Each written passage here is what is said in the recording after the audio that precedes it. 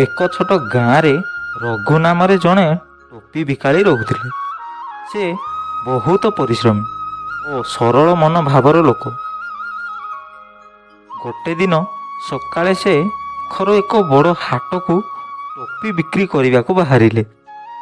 ହାଟ ବହୁତ ଦୂର ଥିବାରୁ ସେ ଜଙ୍ଗଲ ରାସ୍ତା ଦେଇ ଯାଉଥିଲେ।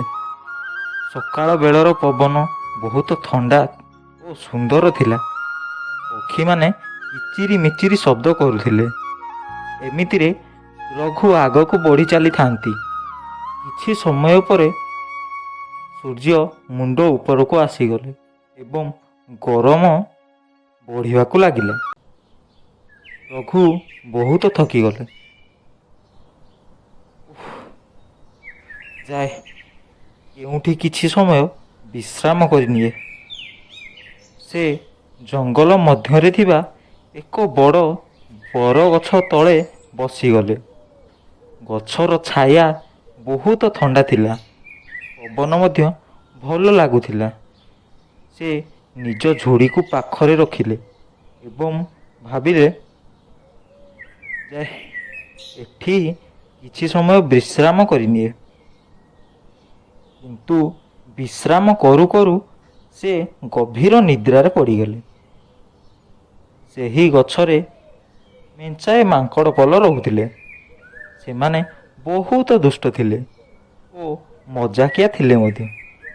ଗୋଟେ ମାଙ୍କଡ଼ ତଳକୁ ଦେଖି କହିଲା, ଆରେ ଏଠାରେ ଗୋଟେ ମଣିଷ ଶୋଇଛି। ଆଉ ଗୋଟେ ମାଙ୍କଡ଼ କହିଲା, ତାଙ୍କ ପାଖରେ ବଡ଼ ଝୁଡ଼ିଟେ ଅଛି। ଚାଲ ଦେଖିବା ଭିତରେ କଣ କଣ ଅଛି। ସବୁ ମାଙ୍କଡ଼ ଧୀରେ ଧୀରେ ତଳକୁ ଆସିଲେ।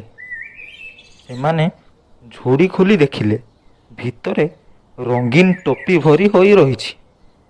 ମାଙ୍କଡ଼ମାନେ ବହୁତ ଖୁସି ହୋଇଗଲେ। ଗୋଟେ ମାଙ୍କଡ଼ କହିଲା, ଏହି ଟୋପି ପିନ୍ଧିଲେ ମୁଁ ରାଜା ପରି ଲାଗୁଛି।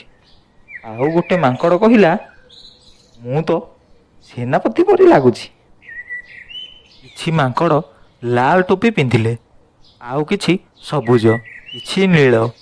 ସେମାନେ ଟୋପି ପିନ୍ଧି ଗଛ ଉପରକୁ ଚାଲିଗଲେ ଓ ମଜା କରିବାକୁ ଲାଗିଲେ। ଟୋପି ପିନ୍ଧି ସେମାନେ ନାଚିବା ଆରମ୍ଭ କଲେ। କିଛି ସମୟ ପରେ ରଘୁର ନିଦ ଭାଙ୍ଗିଲା। ସେ ଆଖି ଖୋଲି ଦେଖିଲେ ଝୁଡ଼ି ଖାଲି। ଆରେ ମୋର ଟୋପି କୁଆଡ଼େ ଗଲା? ସେ ଚାରିପଟେ ଦେଖିଲେ। ହଠାତ୍ ଗଛ ଉପରୁ ମାଙ୍କଡ଼ଙ୍କ ଶବ୍ଦ ଆସିଲା। ସେ ଉପରକୁ ଦେଖି ଆଶ୍ଚର୍ଯ୍ୟ ହୋଇଗଲେ। ସବୁ ମାଙ୍କଡ଼ ତାଙ୍କ ଟୋପି ପିନ୍ଧିଛନ୍ତି। ରଘୁ ବହୁତ ରାଗିଗଲେ। ସେ କହିଲେ, ଆରେ ଦୁଷ୍ଟ ମାଙ୍କଡ଼ମାନେ, ମୋ ଟୋପି ଫେରାଇ ଦିଅ।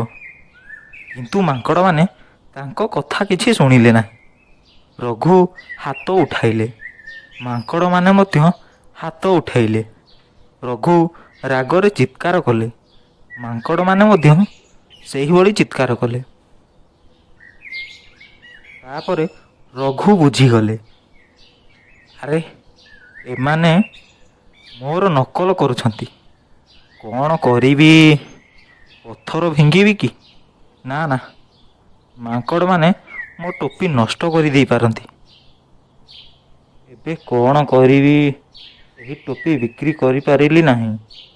ଘରକୁ ଖାଲି ହାତରେ ଫେରିବାକୁ ପଡ଼ିବ। ତାଙ୍କୁ ହଠାତ୍ ଏକ ବୁଦ୍ଧି ଆସିଲା। ସେ ନିଜ ମୁଣ୍ଡରେ ପିନ୍ଧିଥିବା ଟୋପିକୁ ଖୋଲିଲେ ଏବଂ ରାଗରେ ତଳକୁ ଫିଙ୍ଗିଦେଲେ। ମାଙ୍କଡ଼ମାନେ ଏହା ଦେଖିଲେ। ଗୋଟେ ମାଙ୍କଡ଼ କହିଲା, ଦେଖ ଦେଖ, ମଣିଷଟା ଟୋପି ଫିଙ୍ଗିଦେଲା।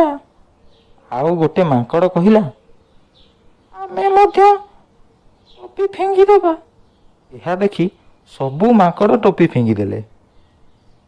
ରଘୁ ତୁରନ୍ତ ଟୋପି ଉଠାଇ ଝୁଡ଼ିରେ ଭରିଦେଲେ ଓ ଖୁସିରେ ହସିଦେଲେ। ମାଙ୍କଡ଼ମାନେ ବୁଝିଗଲେ ଯେ ସେମାନେ ରଘୁର ଚାଲାକିରେ ପଡ଼ିଗଲେ। ସେମାନେ ମୁଣ୍ଡ କୁଣ୍ଡାଇବାକୁ ଲାଗିଲେ। ରଘୁ ଗଛକୁ ଦେଖି କହିଲେ, ଦୁଷ୍ଟ ମାଙ୍କଡ଼, ଦୁଷ୍ଟାମି କରିବା ଭଲ, କିନ୍ତୁ ଅନ୍ୟକୁ ଅସୁବିଧା ଦେବା ଭଲ ନୁହେଁ। ମାଙ୍କଡ଼ମାନେ ତାଙ୍କ ଭୁଲ ବୁଝିଗଲେ।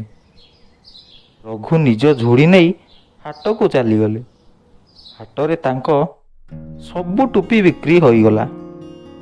ଲୋକମାନେ ରଙ୍ଗୀନ ଟୋପି ଦେଖି ବହୁତ ଖୁସି ହେଲେ।